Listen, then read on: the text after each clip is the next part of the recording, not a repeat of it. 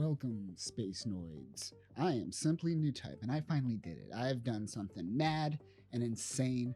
I made the attempt, some would say the mistake, of watching all of Universal Century Timeline of Mobile Suit Gundam, and I'm pretty sure I am a UC historian, so naturally, I thought I would make a brief history of the Universal Timeline. I thought it was going to be brief. Over 100 years of history in a brief video. What was I thinking? This isn't going to be brief. This is going to take some time and energy and effort, and time, more time. But I wanted to do this. I wanted to show how Mobile Suit Gundam takes place during time of war and conflict, and yet we see some aspects of humanity achieve greatness like no other. And I believe the way humanity achieves greatness is through space. So if I could get one person to show a modest interest in the wonders of the universe, then I believe this is worth it. The era of the Universal Century started with one space station. Soon JPL will launch the James Webb Telescope that will be able to find life on other planets. Perhaps this is our UC moment. I am hopeful. But enough of that, let's get into a world of political intrigue, feats of human engineering, and of course, angsty children piloting robots. Humanity has reached over 9 billion in population and is growing. It is time for us to expand to the skies. And with this time comes a new charter. Thus, the new age of Universal Century is created. And with this new age comes a new charter containing 15 articles giving humanity the right to exist in space. However, the 15th article is the most important, as it could be considered the reason for so much death and destruction, one would say. Article 15 is as follows. The Earth Federation shall prepare the following articles for the future of the human race with high hopes and expectations. Section 1. In preparation for an extraterrestrial biological emergency, the Earth Federation shall increase and expand research and preparedness. Section 2. In the future, should the emergence of a new space-adapted human race be confirmed, the Earth Federation shall give priority to involving them in the administration of the government. Both the Earth Federation forces and Space Noids acknowledge the potential of evolution very early on. Note this. Naturally, this calls for a celebration. Human and Space Noids alike work together to build Laplace. Laplace is a Stanford Taurus-type space colony. Pick your favorite flavor of sci-fi movie, and I'm sure you've seen this early NASA space colony concept somewhere. Laplace is also home to the new Earth Federation Prime Minister Ricardo Martinez, a very liberal-minded individual who wanted to see the growth of space noids. To celebrate the beginning of a new era, Prime Minister Martinez gave a speech where the people were exposed to the Universal Century Charter. While giving this speech, behind him was a laser machine that etched the Universal Century Charter in stone. And then, suddenly, during this speech, Ricardo's brother, George Martinez, hires a group of terrorists to reprogram the solar panels and tear open the entire space colony, killing everyone on board due to a gruesome decompression. While making their escape, suddenly, their spaceship explodes, killing all the terrorists on board. Everyone, with the exception of one man, seemed Weist. Weist was found drifting in space. While drifting, he came across the stone tablets which contained all 15 articles of the Universal Century Charter.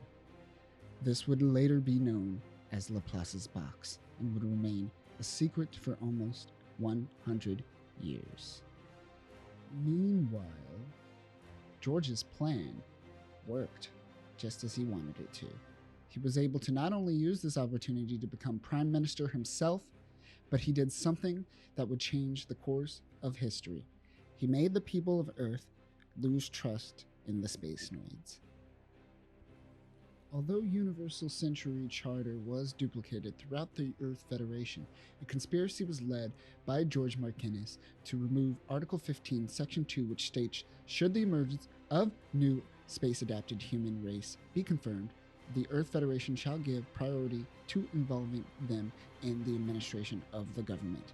The new charter was distributed throughout Earth without such a crucial part of the charter. This is fascinating. This is very human. This most likely brought fear into the right-wing party and didn't want to lose power. They most likely did not care about evolution, nor did they even predict that new types would be a thing. This is just a simple story of people trying to stay in power and willing to do anything to do so, even if it means preventing human evolution. The liberal ideologies of Ricardo Martinez's open space were seemingly gone overnight as the people of Earth started favoring conservative leaders such as George Martinez. This was the first year of Universal Century. In the next 70 years, friction between Earth and space noids only got worse.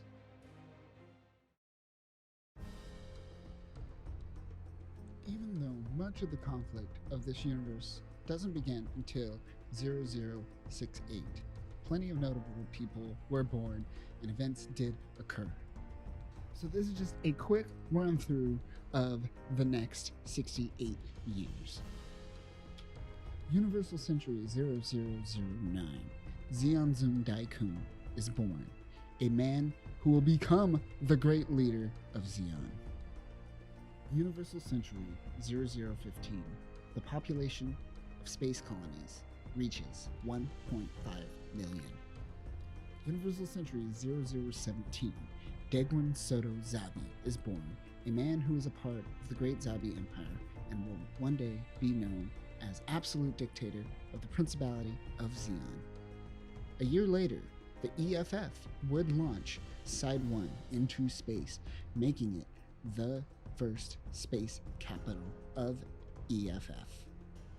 What is a side? A side is a collection of space colonies that occupy the Lagrange point. Lagrange points are points in space where two gravitational forces meet. Once placed through this point, say for example the Lagrange point L1, which is between the moon and the Earth, you will change from Earth's gravitational pull to the moon's gravitational pull.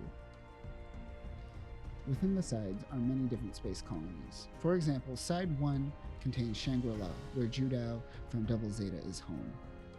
Eden Colony is birthplace to Benager Lynx, and Londinian Colony is headquarters of Lando Bell. Don't worry, we'll cover this eventually. UC 0020, the population of space colonies reaches 5 million and are still growing. Meanwhile, the EFF is growing as it divides into separate land, sea, and air forces. UC 0027, Von Braun, the first lunar city is created. More independent and non-government organizations start to establish at this point. UC 0030, the population of space colonies reaches 500 million. That is a lot of fun in 10 years. 4 years later, Side 2 begins construction, and Side 3 begins the design process. UC 0040, 5 billion have now emigrated to space. During this time, the philosophy of Elson began taking root. This philosophy dictates that mankind should leave Earth, the cradle of life, to conserve her immaculate state. Earth has brought forth life to humanity, but humanity no longer serves a purpose to Earth, and our existence on this planet is more of a burden than of a benefit. Mankind must move on, they must move forward. This philosophy gains foothold as 40% of humanity now lives in space. In the same year, the asteroid Juno was placed around lunar orbit. This would later be known as the space mining colony Luna 2. EFF also developed the RTX-44 main battle tank land combat vehicle.